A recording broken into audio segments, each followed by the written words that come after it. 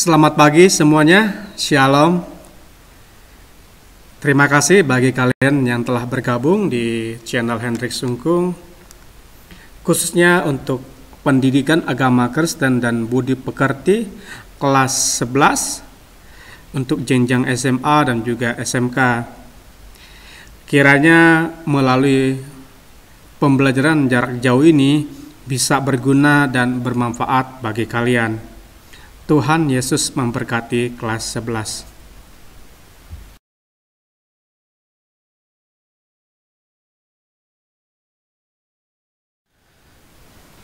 Selamat pagi dan shalom buat kita semua.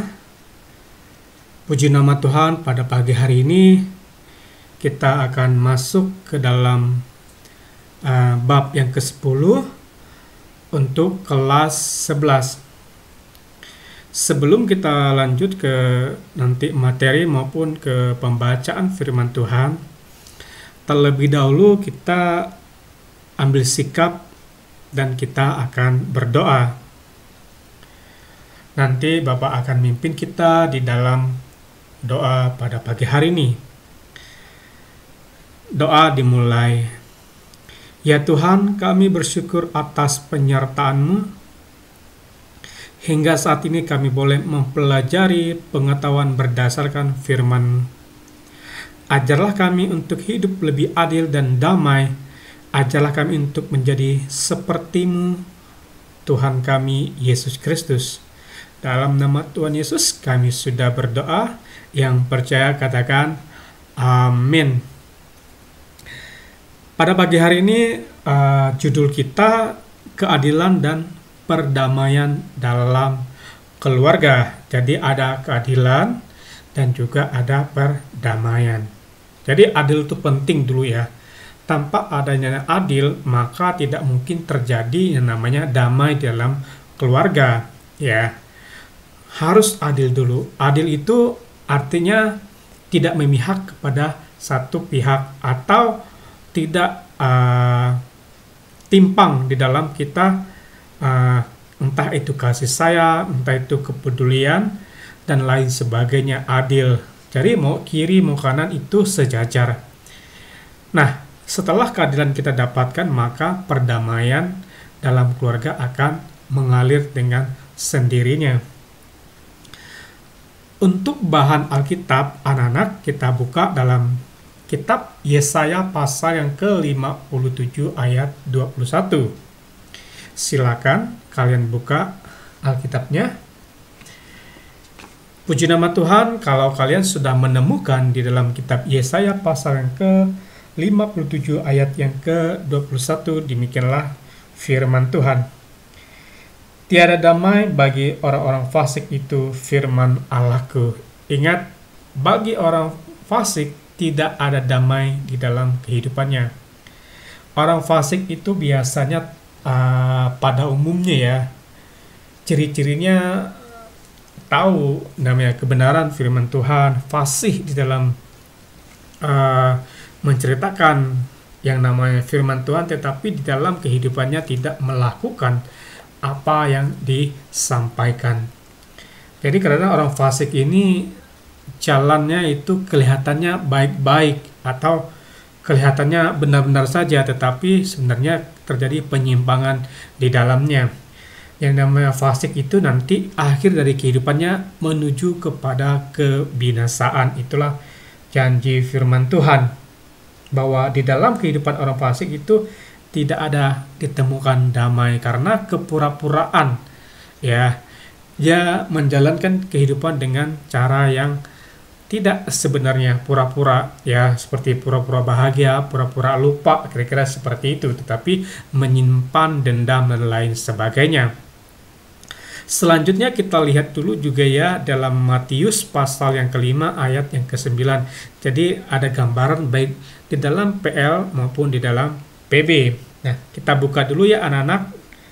Matius pasal yang ke-5 ini menjadi ayat kesukaan bagi kita semua ya. Khotbah Yesus di atas bukit atau ucapan bahagia, baik ayat 1 sampai dengan ayat yang ke-12. Nah, itu bagaimana ucapan Yesus tentang hal yang berbahagia. Nah, kita masuk di ayat yang ke-9, demikianlah firman Tuhan. Berbahagialah orang yang membawa damai, karena mereka akan disebut anak Allah. Puji nama Tuhan ya, ini orang yang membawa damai ya, disebut anak Allah. Artinya siapapun kita yang boleh membawa damai di dalam kehidupan kita ya, entah itu kita yang sebagai anak di dalam keluarga, kita bisa membawa sukacita, kita bisa membawa suasana yang baik. Itu salah satu ciri bahwa kita ini anak-anak Allah. Yang namanya anak Allah itu tidak membawa sesuatu yang buruk di dalam keluarga, tentunya sesuatu yang baik atau hal yang baik. Jadi kita dibilang bahagia atau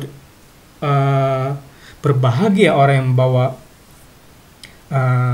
damai, karena itu sebenarnya damai itu miliknya Allah, yang Allah taruh di dalam firman Tuhan, dan kita bisa membawa itu dalam keluarga kita sehingga kita berdampak baik di dalam keluarga kita masing-masing.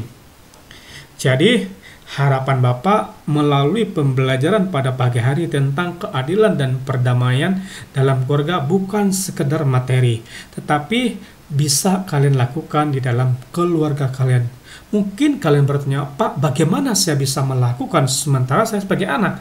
Anak biasanya di keluarga kurang dihargai, kurang diperhatikan. Tidak ada alasan, ya. Jangan sampai misalnya di keluarga kalian broken home contohnya, ditambah dengan kehidupan kalian yang tidak benar. Alasannya kan orang tua saya broken home, Pak. Orang tua saya kan begini, Pak. Orang tua saya begini. Tidak ada alasan. Justru kehadiran kalian boleh mengubah suasana yang tidak baik menjadi suasana yang baik di dalam keluarga kalian. Minimal kalian boleh membawa sukacita. Minimal kalian menjadi contoh dan teladan yang baik di dalam keluarga kalian. Seandainya di dalam keluarga kalian tidak terjadi keharmonisasian atau harmonisasi dalam keluarga.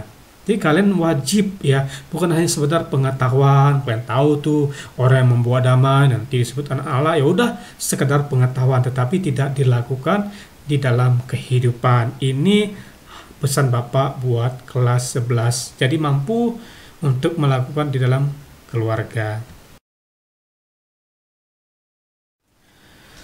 Selanjutnya kita masuk di bagian A, pengantar.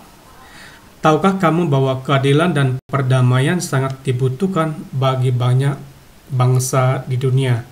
Jadi keadilan bukan hanya dibutuhkan di dalam keluarga, ternyata bangsa pada umumnya, keseluruhannya juga sangat membutuhkan yang namanya keadilan dan perdamaian. Tidak ada bangsa yang tidak membutuhkan, semua bangsa pasti membutuhkan yang namanya keadilan dan perdamaian. Jika tidak ada keadilan dan perdamaian dalam suatu bangsa, maka kacaulah bangsa tersebut, terjadilah kudeta dan lain sebagainya. Nah, berkaitan dengan hal itu ya, UNESCO telah mewajibkan pada banyak negara anggota PBB untuk melakukan pendidikan perdamaian bagi lembaga pendidikan termasuk keluarga.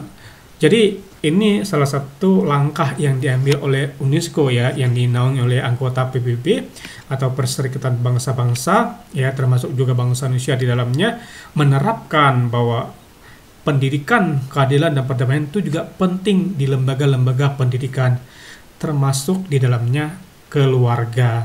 Nah, dalam realita, dalam kenyataan ya, dalam fakta sampai saat ini banyak dijumpai fenomena ketidakadilan yang menyebabkan tidak adanya perdamaian di berbagai ras dan institusi atau lembaga.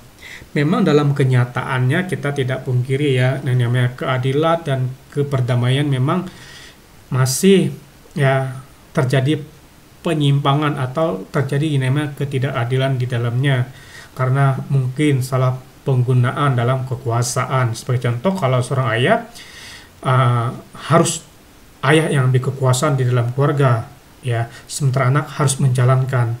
Seharusnya baik kepala keluarga ya, baik sebagai orang tua maupun anak, ada satu kesatuan di dalam mengambil keputusan bersama. Ketika ada satu kesatuan dalam mengambil keputusan bersama, maka konsekuensinya di dalam melanggar aturan-aturan yang berlaku biasanya ada sanksi.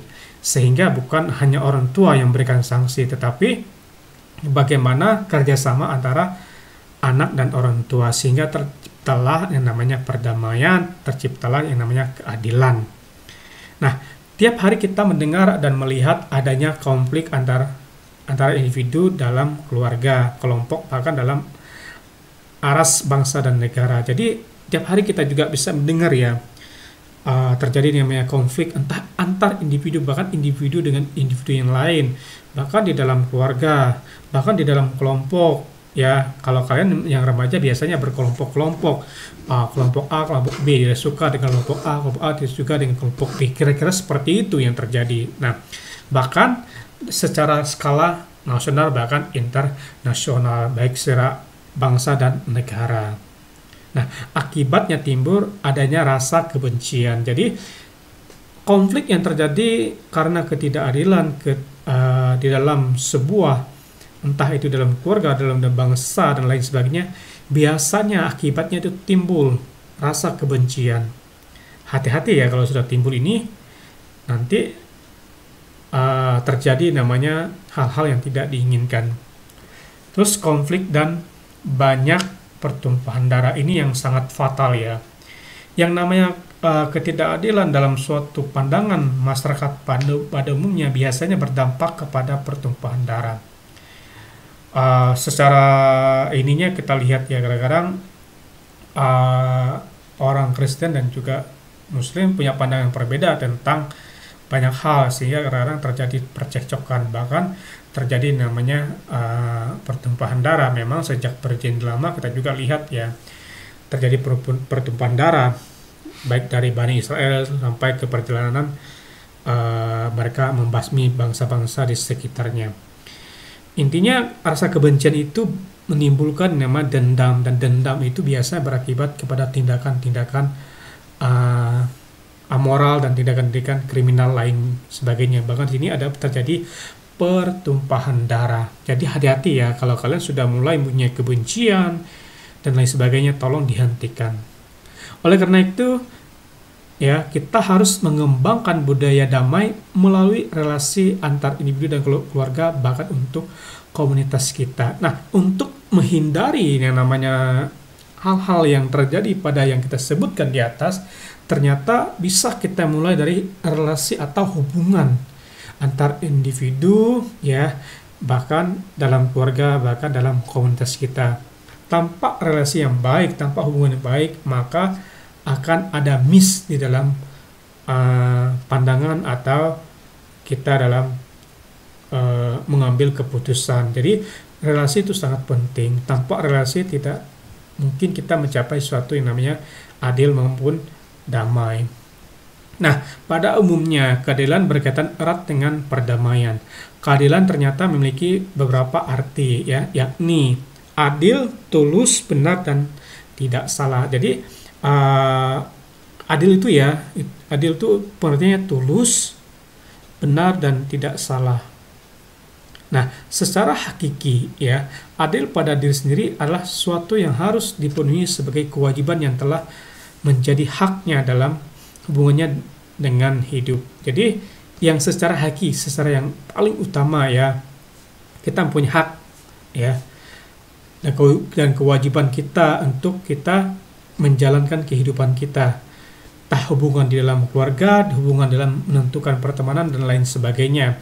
Nah, itu berarti adil adalah sesuai dengan haknya, tidak lebih dan tidak kurang. Keadilan yang dihubungkan dengan keluarga memiliki potensi yang sangat besar. Nah, karena di dalam keluarga seseorang menjadi apa yang telah diajarkan dalam keluarga.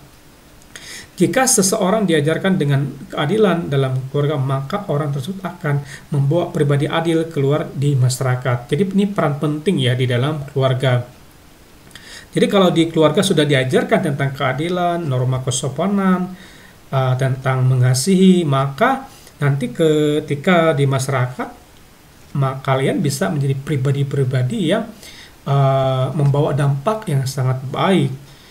mau di masyarakat, mau di sekolah, maupun di dalam gereja. Nah, dalam hal ini keadilan selalu berimplikasi ya pada beberapa prinsip, yakni kesejahteraan, kecukupan, kesetaraan, personalitas, dan persaudaraan. Jadi perhatikan ya, implikasinya penerapannya di dalam prinsip-prinsip kehidupan manusia itu nantinya akan bersifat kepada kesejahteraan.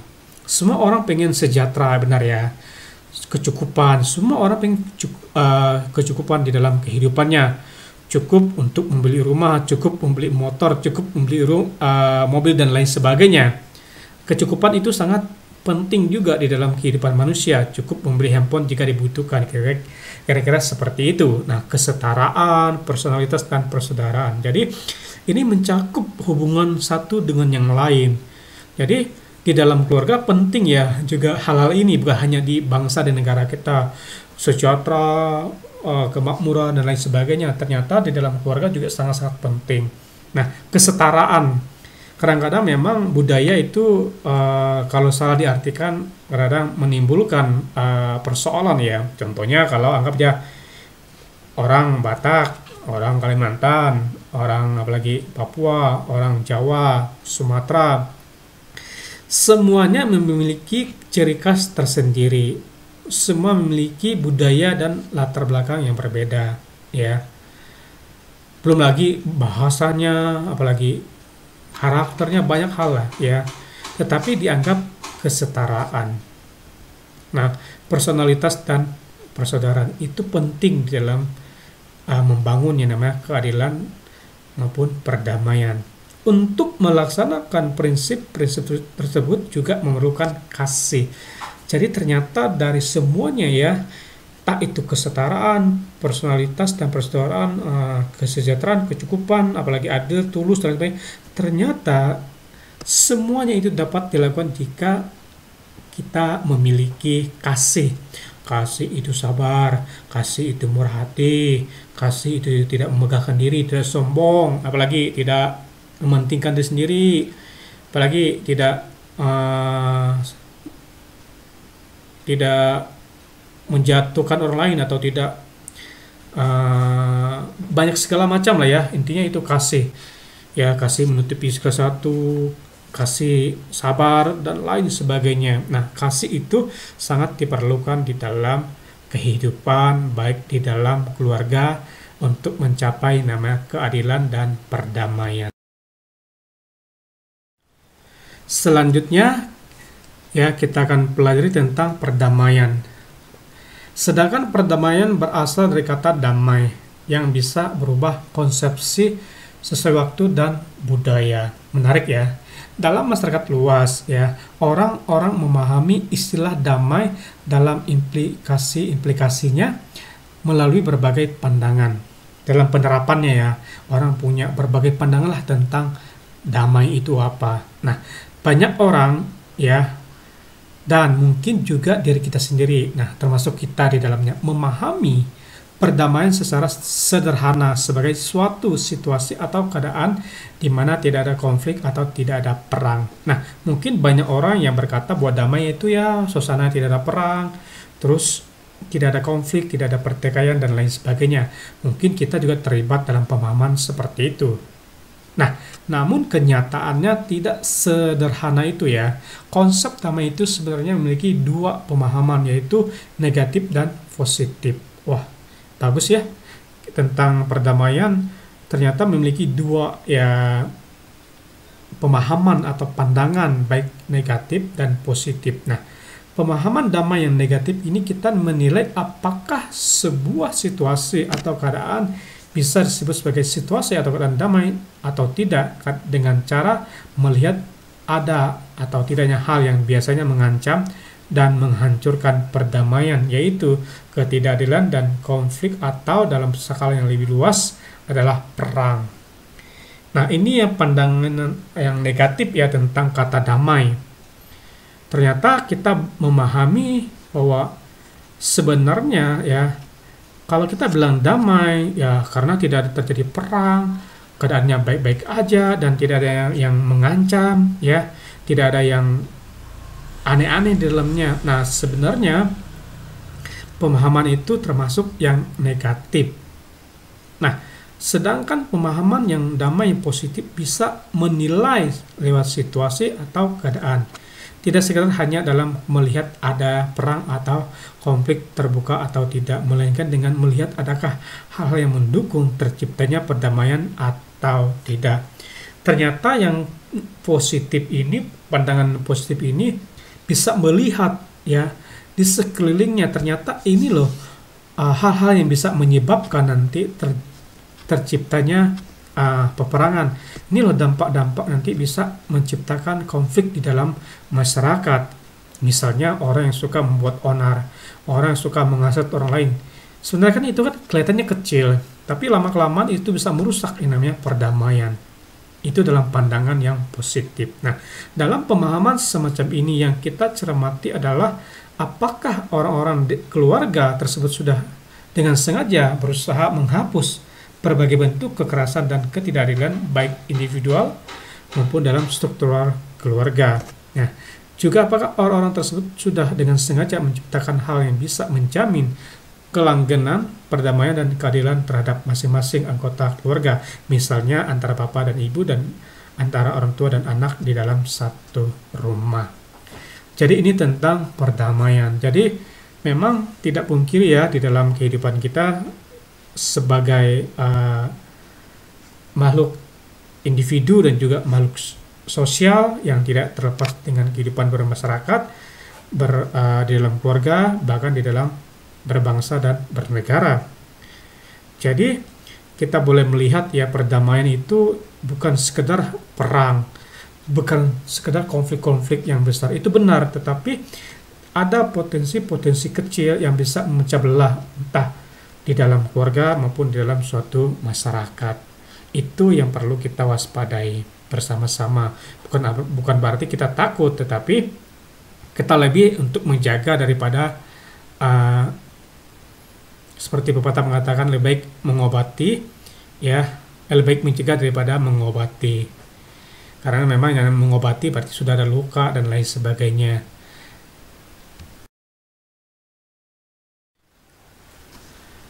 Selanjutnya, sebelum kita berdamai dengan keluarga dan lingkungan, seharusnya lebih dulu kita berdamai dengan Tuhan dan kehendaknya.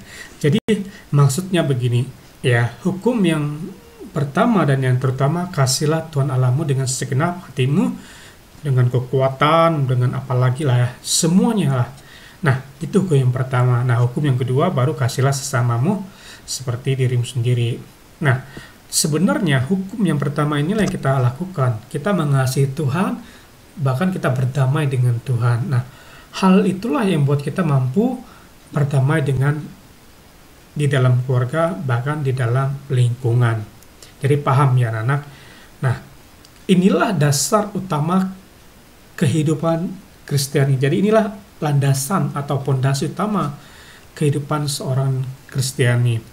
Usahakanlah dan upayakanlah pola hidup kamu adil dan damai dengan meneladani keadilan dan perdamaian Tuhan. Jadi ada usaha dan upaya yang perlu kita wujudkan supaya adil dan damai itu di dalam kehidupan kita ya boleh terlaksana, terlebih di dalam perdamaian kita dengan Tuhan.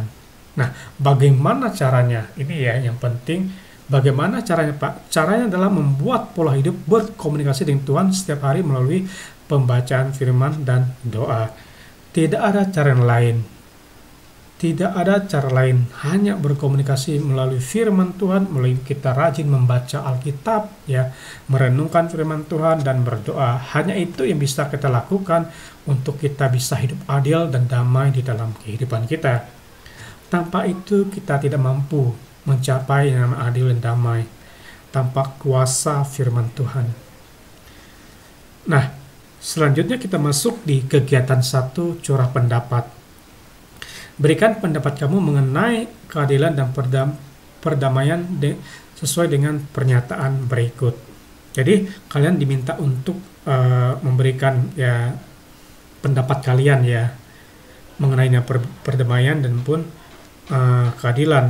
Nah, 1, apa yang kamu pahami dengan perdamaian dan keadilan dalam keluarga? Jadi yang 1 ini kira-kira apa yang kalian pahami ya perdamaian dan keadilan di dalam keluarga. Oh, begini Pak. Misalnya perdamaian itu ya kita sama adik tidak boleh bertengkar, ya.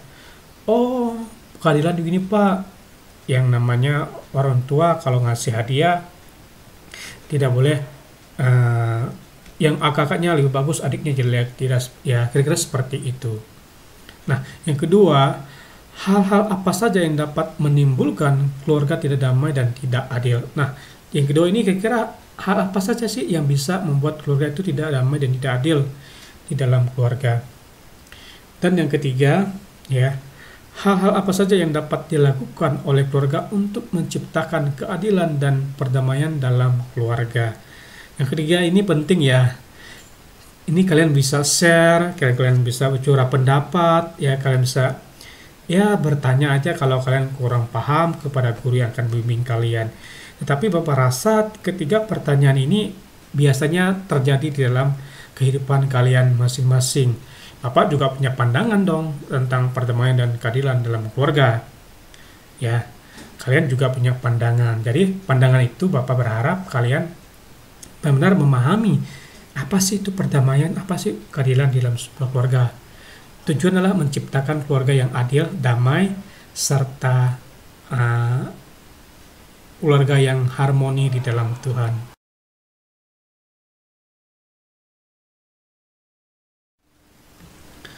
Selanjutnya kita masuk di bagian B, keadilan dan perdamaian dalam keluarga. Dari judulnya juga sudah menarik ya. Tetapi kita akan lihat di bawah ini ada pertengkaran seorang ya bapak dan juga ibu atau seorang ayah dan istri ya. Intinya pasangan suami istri yang sedang kira-kira merebutin sesuatu ya. Intinya pertengkaran itu ada hal yang dipermasalahkan, entah masalah keuangan, pekerjaan, masalah kejujuran dan lain sebagainya. Nah, pada gambar 10.1 pertengkaran seringkali merupakan dampak dari realita yang tidak ada sekitar kita. Nah, selanjutnya kita masuk ke pembahasan bahwa apakah kita sudah menjadi pembawa damai. Nah, ini pertanyaan buat kita semua, buat Bapak dan juga buat kalian. Apakah kita sudah menjadi pembawa damai di dalam keluarga kita? Nah, sahabat bagi dunia memiliki sikap kehidupan sebagai orang Kristen yang identik dengan kasih dan damai. Jadi perhatikan ya, ciri khas atau identitas seorang Kristen adalah hidup dalam kasih dan damai. Nah, tentu seharusnya demikian kehidupan kita sebagai orang Kristen. Seharusnya ya.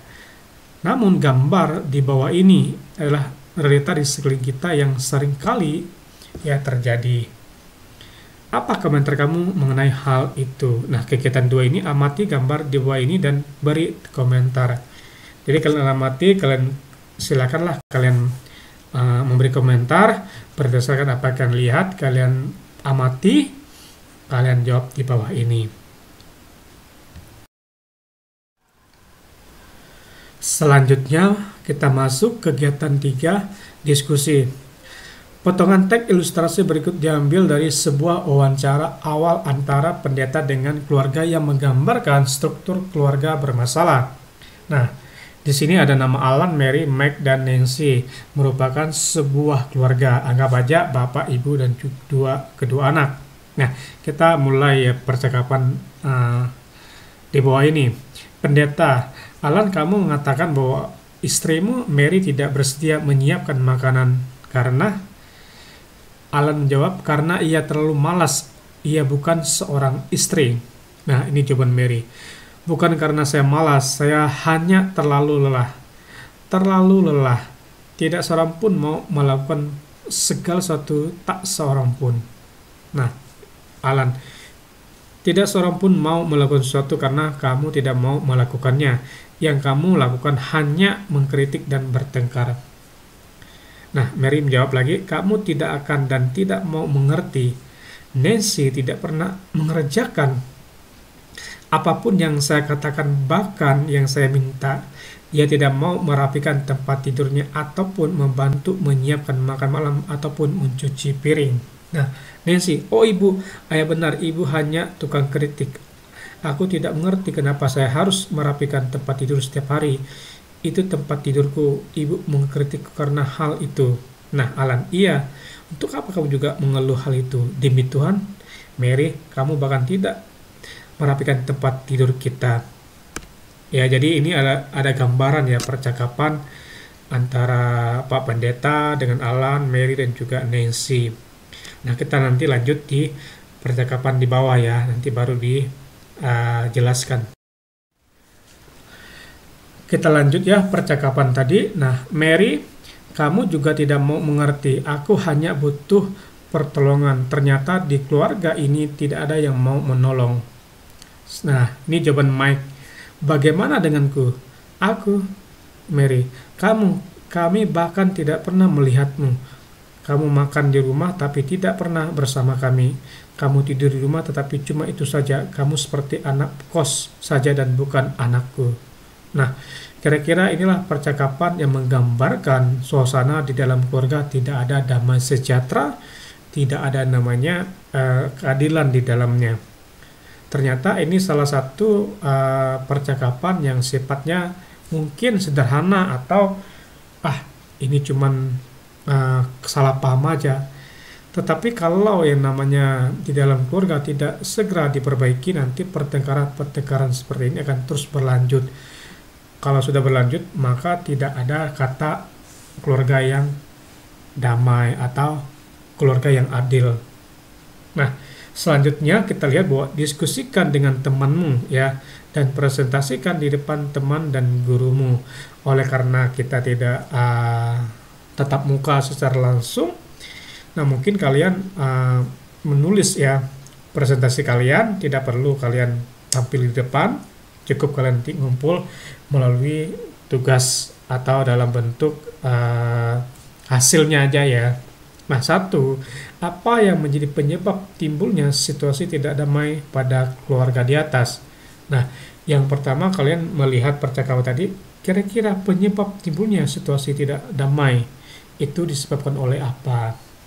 Yang kedua, apa yang kamu tangkap dari peran Alan, Mary, Nancy, dan Mike? Bagaimana seharusnya peran dia dalam keluarga? Nah, kira-kira apa yang kalian tangkap ya? Itu dari perannya si Alan, Mary, Nancy, dan juga Mike. Bagaimana harusnya dia berperan di dalam keluarga? Nomor 3, nah ini menurut kamu, ini menurut kalian ya, apa yang harus mereka lakukan untuk menciptakan keadilan dan perdamaian dalam keluarga? Nah, menurut pandanganmu, kira-kira apa yang harus mereka lakukan sehingga terciptalah yang namanya keadilan dan kedamaian di dalam keluarga? Dan yang keempat, mengapa orang-orang membawa damai disebut orang yang berbahagia menurut Kristus? Jelaskan pendapatmu. Nah, Matius pasal 5 ayat 9 tadi ya. Nah, mengapa ya orang-orang yang membawa damai disebut ya berbahagia menurut Kristus? Ini jawaban menurut pendapat kamu ya. Tidak boleh pendapat orang lain, tidak boleh dari Google. Jadi menurut pendapatmu aja, murni pendapat kalian.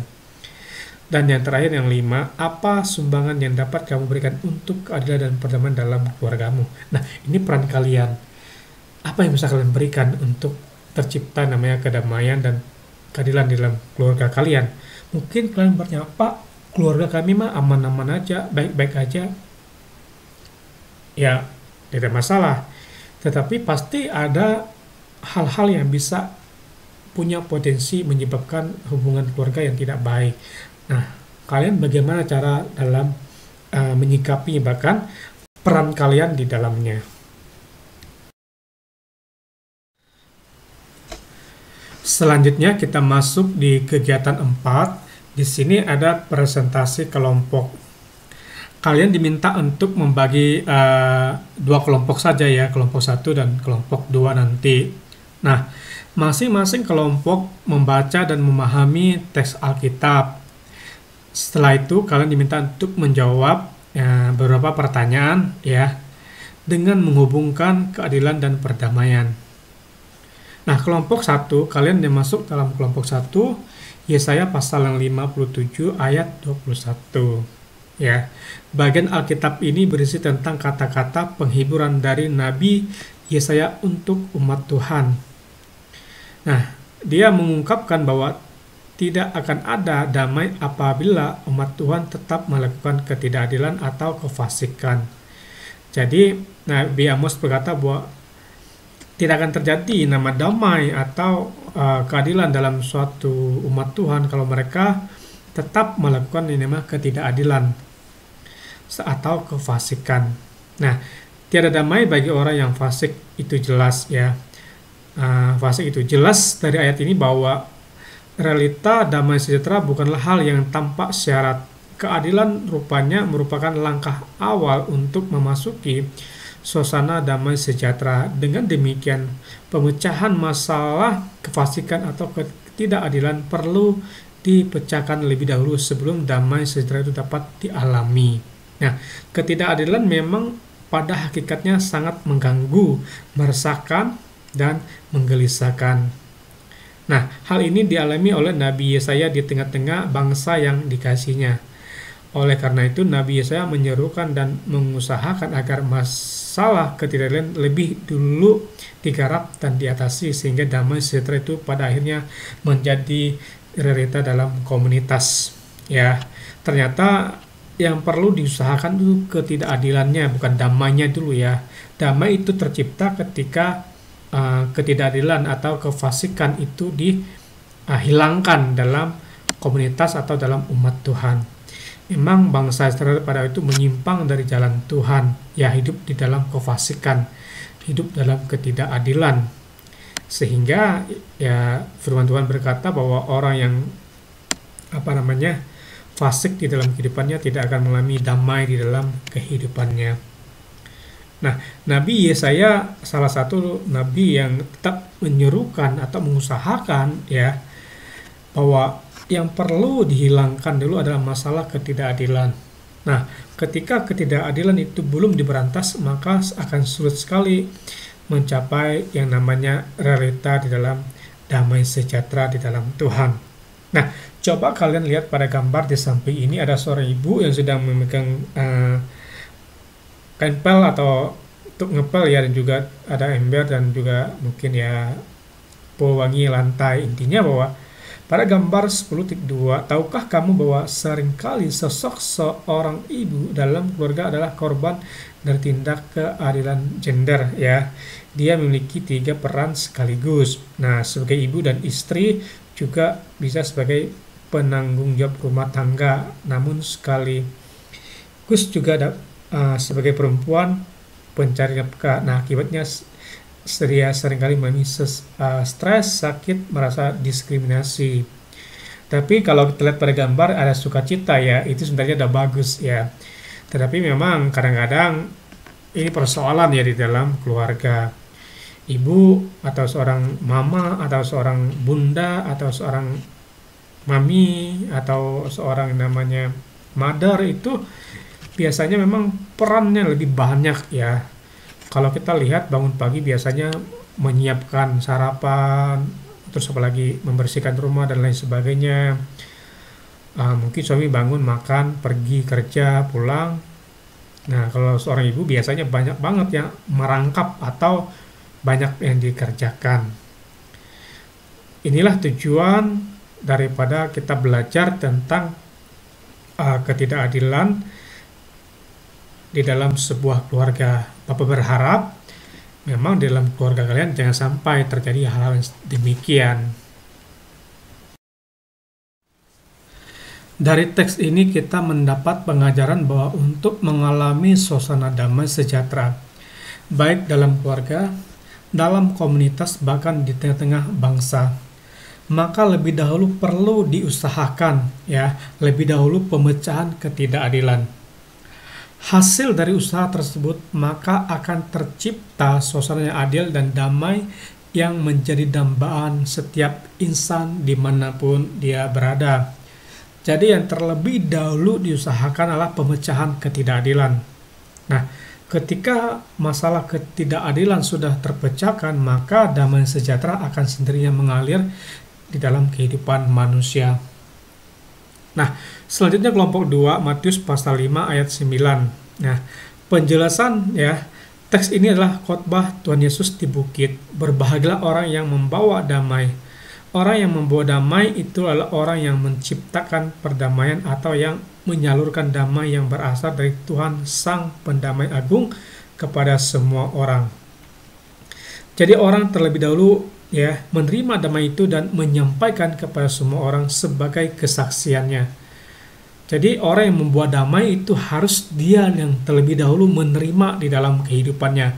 Setelah dia merasakan kedamaian itu dan dia bisa membagikan itu kepada orang lain sebagai kesaksian di dalam hidupnya. Nah, mereka inilah yang disebut anak-anak Allah, yaitu keluarga besar kerajaan Allah. Itulah sebabnya mereka disebut sebagai orang-orang yang berbahagia karena mereka hidup secara adil, tanpa masalah, permusuhan, dan tanpa konflik. Nah, jadi dalam ajaran Tuhan Yesus tentang kerajaan Allah, damai merupakan kondisi yang tidak ada dalam kerajaan Allah. Tanpa keadilan dan perdamaian kerajaan Allah tidak dapat dihadirkan dan tanda-tanda kerajaan Allah tidak dapat dirasakan. Ya, nah, satu, bagaimana makna perdamaian dan keadilan dalam teks Alkitab tersebut. Nah, pelajaran apa saja yang dapat kamu petik dari teks Alkitab yang dibaca? Baik tadi Yesaya 57 ayat yang ke-21 dan juga Matius 5 ayat 9 ya. Jadi ini ada panduan yang perlu kalian memahami dalam membaca firman Tuhan ya, bagaimana makna perdamaian dan kalian dalam teks tersebut ya. Terus pelajaran apa yang dapat kamu petik dari teks Alkitab yang dibaca, baik kelompok 1 maupun kelompok 2.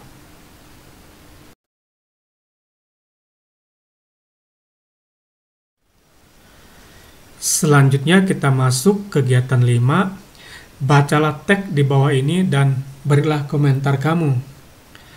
Tahukah kamu bahwa lingkungan kita membutuhkan keadilan dan perdamaian? Sudahkah kita menjadi pembawa keadilan dan perdamaian bagi keluarga dan lingkungan kita? Sudahkah kita sungguh-sungguh berdamai dengan Allah dan berdamai dengan sesama? Hal ini pernah dibuktikan oleh salah seorang peneliti tentang dampak suasana damai. Suatu ketika ada 2 kelompok ayam betina. Kelompok pertama selalu diperdengarkan musik rohani setiap hari. Nah, kelompok kedua selalu diperdengarkan musik rock yang keras. 1 bulan kemudian, ketika tiba masa bertelur, ditemukan bahwa kelompok ayam pertama bertelur jauh lebih banyak dari kelompok kedua. Hal ini membuktikan bahwa ayam saja membutuhkan kedamaian, apalagi manusia. Tuliskan komentar kalian di bawah ini.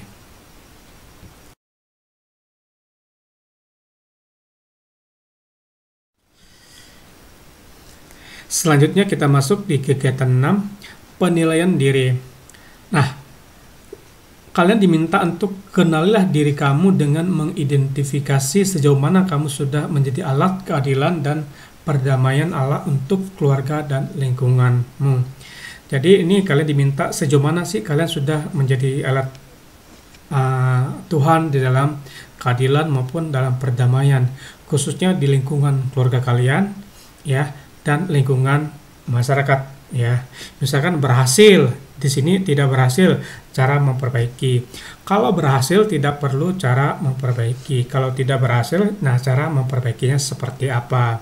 Nah, kalau sebagai contoh kalian berhasil karena satu di contoh di masyarakat ya, rukun, saling menghargai, saling mengasihi, peduli. Nah, contoh tidak berhasil, cuek, acuh tak acuh, ya, tidak menghargai orang lain, merasa diri paling benar. Nah, cara memperbaikinya seperti apa? Jadi kalau berhasil, tidak perlu cara memperbaiki. Kalau tidak berhasil, nah cara memperbaikinya. Nah, intinya kalian diminta untuk lihat sejauh mana kalian sudah menjadi alatnya Tuhan di dalam membawa keadilan di keluarga kalian, di membawa perdamaian di dalam keluarga kalian maupun di lingkungan, artinya di masyarakat pada tempat kalian tinggal, masyarakat secara umum atau warga di sekitar rumah kalian. Nah, bagaimana kalian, apakah sudah? Kalau belum, alasannya apa ya?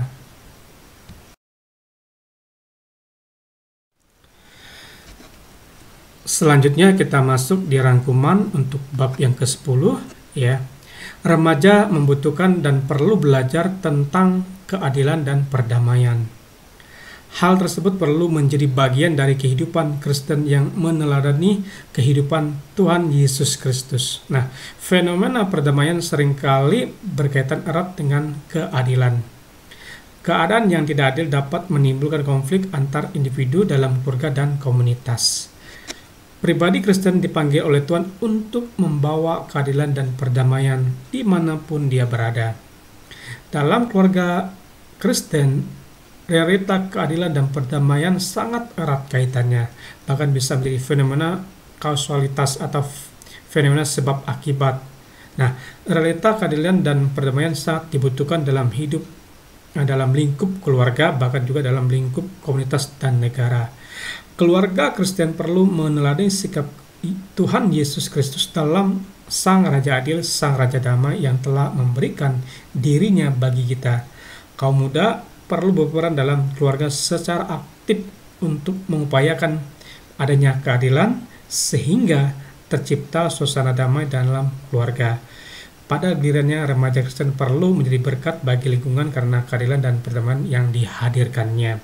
Nah, dimulai dengan peran aktif kalian di dalam keluarga kalian. Setelah menjadi berkat di dalam keluarga, nah kalian akan berdampak di lingkungan tempat di mana kalian tinggal, bisa menghadirkan perdamaian dan ketidakadilan. Nah, yang terpenting bagi remaja Kristen, jangan pernah cuek terhadap keadaan lingkungan kalian, ya, khususnya di dalam keluarga. Mulailah aktif, ya. Kalau misalnya di rumah kalian, maaf kata ini jarang berdoa bersama atau jarang makan bareng karena pekerjaan dan lain sebagainya. Nah, kalian bisa mengajak orang tua kalian, "Pa, Ma, kapan ya kita bisa doa bareng, terus makan bareng," sehingga disitulah kalian bisa membawa yang namanya kedamaian, keadilan di dalam sebuah keluarga. Mulai dengan relasi yang baik, komunikasi yang baik, sehingga orang tua kalian yang tadinya mungkin tidak punya kesempatan, punya waktu untuk berdoa atau makan bersama, akhirnya dia memikirkan, oh, saran anak saya bagus. Kalau yang bagus biasanya menjadi pertimbangan orang tua pasti lebih memikirkan mana yang terbaik. Intinya kalian diharapkan mampu peran aktif dulu di dalam keluarga kalian. Nah, dampak itu kalian bisa menghadirkan di lingkungan tempat tinggal. Selanjutnya di bawah ini ada ayat hafalan dan sharing. Baca dan hafalkan Yakobus pasal 3 ayat 17. Nah, tentang ciri-ciri pendamai adalah peramah, penurut, penuh belas kasihan, tidak munafik dan tidak memihak. Sejauh mana kamu sudah melakukan ciri-ciri sebagai Kristen? Diskusikan dengan teman sebangkumu. Jadi di sini kalian disuruh menghafal dulu ya ayat ini, terus kalian sharingkan. Nah, ternyata ciri-ciri orang yang pendamai itu peramah ya, ramah, sopan, penurut, penuh belas kasihan, tidak munafik ya, dan tidak memihak kalau yang salah. Kalau yang salah tidak perlu memihak ya, kalau benar ya perlu kita membela, tapi sesuai dengan kebenaran yang berlaku atau aturan yang berlaku. Nah, setelah itu kalian diminta sejauh mana ya kamu sedang melakukan ciri sebagai Kristen. Sejauh mana?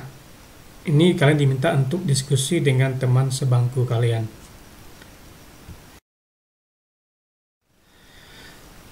Puji nama Tuhan, sebelum kita mengakhiri perjumpaan untuk kegiatan belajar mengajar pada pagi hari ini, kita akan ambil sikap, kita akan menutup di dalam doa. Tolong ya, ambil sikap masing-masing. Doa dimulai. Ya Tuhan, kami bersyukur atas anugerah yang begitu besar dalam hidup kami. Kami bersyukur atas kehidupan kami saat ini. Biarlah kami memiliki sikap yang adil dan damai. Tuhan, kami ingin memulai dari kami masing-masing, sehingga kami juga mampu untuk membawa sikap damai dan adil di tengah keluarga dan lingkungan kami. Dalam nama Tuhan Yesus kami sudah berdoa. Yang percaya katakan amin. Selamat pagi, shalom, sampai jumpa di minggu-minggu yang akan datang. Tuhan Yesus memberkati kelas 11.